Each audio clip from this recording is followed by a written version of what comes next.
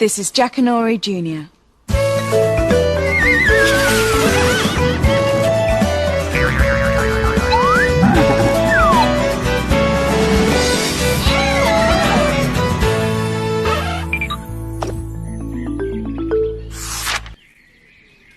Hello, I'm Sally.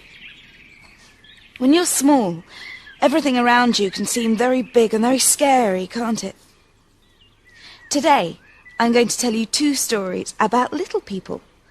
The first one is all about Humpty Dumpty's shy little sister, Dimity. The Dumpty family were part of a travelling circus. Along many roads they bumped, down icy winter highways and up summer country lanes from town to town. As he grew, Humpty turned into something of a tearaway. "Sit down, Humpty," his mum often said to him. "One of these days you'll come a cropper." Dimity grew too, and like her brother, she was shy and timid as a field mouse. Her small voice lost itself in the noise of the wheels and the dust of the road. But it was in the dust of the road that one day a gift lay waiting for her. It was Dimity's father, Dominic, who found the old pen. He removed the case and, from the inside, made his daughter a little silver flute. Dimity's first notes were soft as a breeze itself. There was always much to do when the circus came to town. The hen had to be fed and watered, ropes to be pulled, pegs to be hammered in, the big top to go up, and there were shows to be performed. Dimity watched as her family applied the paint, dusted their hands, and became the tumbling Dumpties. "Won't you join us, honey?" asked her mum, Dorothy, before each show. Every time, Dimity shook her head. "No, thank you," she replied.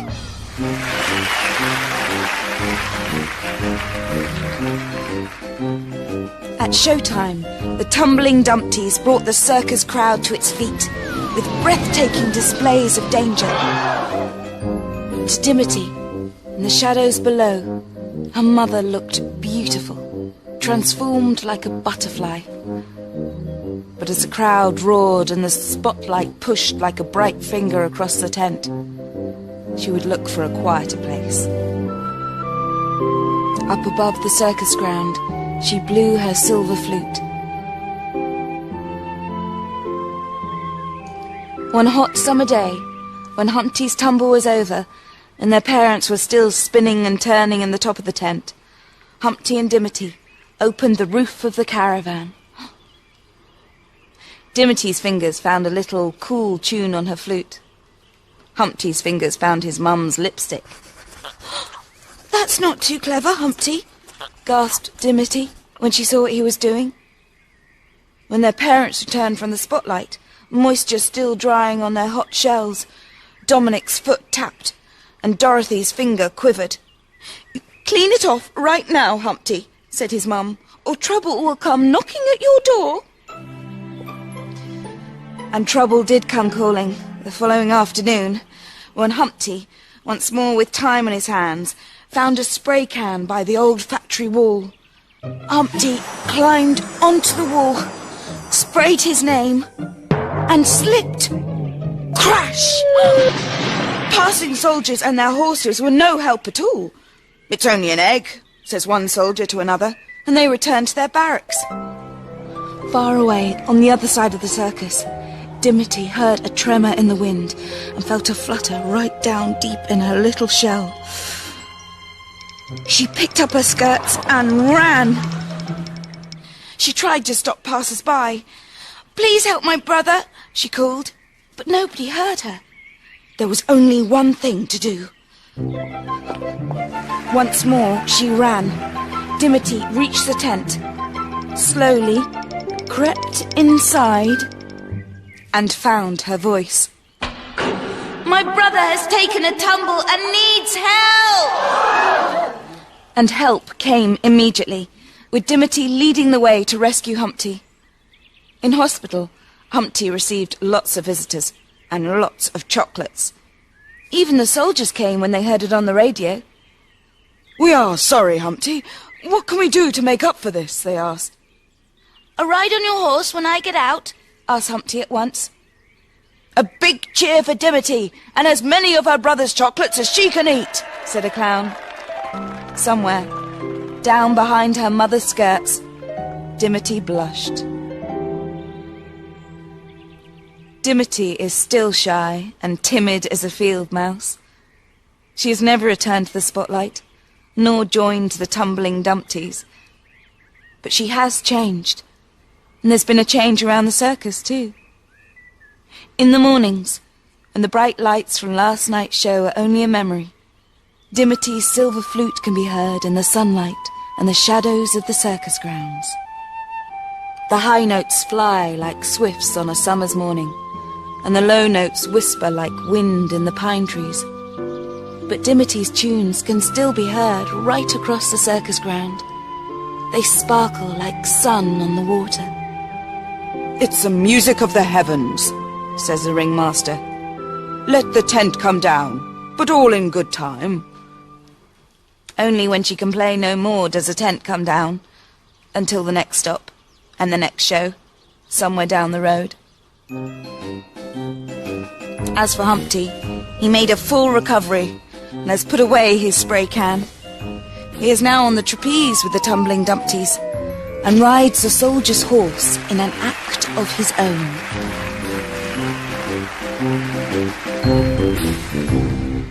This story is all about some creatures who were even smaller than Dimity. They first appeared in a garden belonging to a little girl called Annabelle. They were a family of fairies. It's called Jethro Byrde, fairy child. Annabelle's dad had little time for fairies. "Sadly, Annie," he said, "you won't find fairies in cement and weeds, so far as I know." Annabelle had lots of time, and every day she looked, even under her brother Sam. On Saturday, something bounced off the service station driveway and hit the fence. There she met a boy as big as her finger. His wings shivered in the breeze. "Who are you?" she said. "Jethro Byrde. I'm a fairy child." What Annabelle saw next made her hold her breath. A roadside hot dog van dropped from the sky and lay among the bottles and cans. A family of fairies heaved and pushed. "Help us here, will you please?" came a voice from the weeds. Annabelle gently put out her hand to set the van back on its wheels. "Thanks," said the voice. "And to whom do we owe this pleasure?" Jethro's dad, Byrde, bowed deeply from the waist. "He means, what's your name?" said Jethro. "Annabelle," Annabelle said. "What a lovely name," said Lily Byrde. She kissed Annabelle on the cheek. "That was one of Offin's not-so-good landings," said Grandma Byrde. "Nearly hit the top of the service station," added Lily. Offen looked cross. "Well, we all agreed to come down for tea," said Offen. "My mum will make you tea," Annabelle said. Lily's bells and bangles tinkled around her ankles.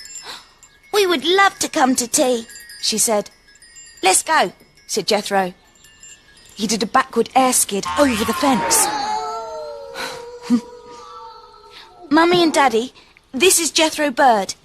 He's a fairy child, and his family have come to tea," said Annabelle. "Well, we must make them welcome, and make them some tea," said Mum. But she was looking the wrong way.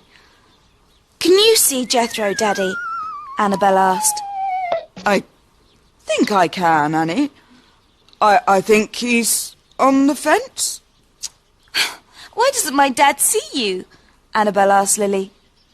"He's too grown up, Annabelle," she replied. "He doesn't have time for fairies." Do you have time for fairies, Mummy? Annabel asked. Oh, I've got time to make your friends tea, replied Mum. Or maybe they have a magic wand. Can you make magic? Annabel asked. The birds shook their heads. We just make hamburgers, said Byrde. Annabel's mum bought fairy cakes and chamomile tea in fairy cups. Annabel gave cake to all her guests. Byrde's foot began to tap. He wiped his fingers and reached for his bag. Inside was a tiny fiddle. That afternoon for Annabel, time stood still. Lily danced with her charms and bracelets tinkling like wind chimes.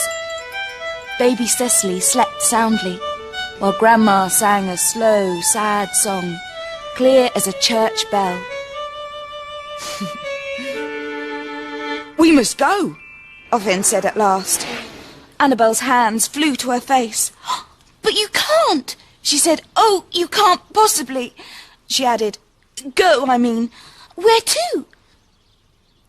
To make hamburgers at the fairy travellers' picnic, said Jethro. We go every year, and I have to run in the races, and I always come last. And I don't want to go. Maybe Jethro could stay with me, Annabel said.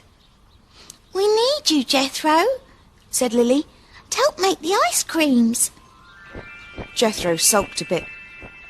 Then he said, maybe Annabel could come with us. I would love to come, said Annabel. Please take me with you. The Byrde family whispered together. Finally, Jethro took something off his wrist.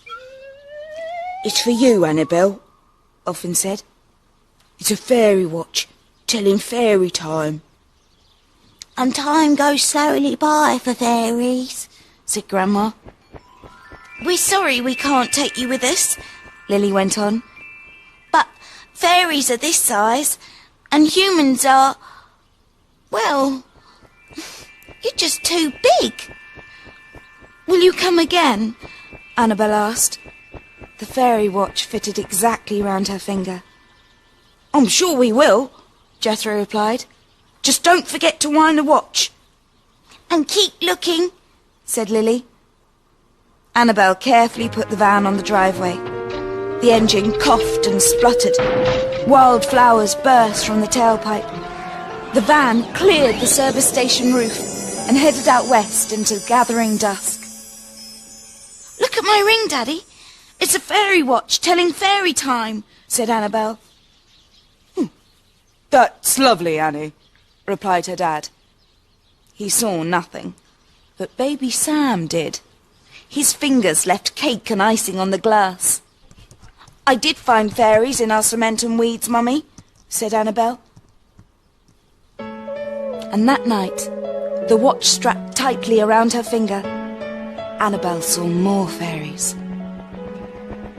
From rich houses, poor houses, caravans and car parks, they rode in the moonlight to the fairy travellers' picnic.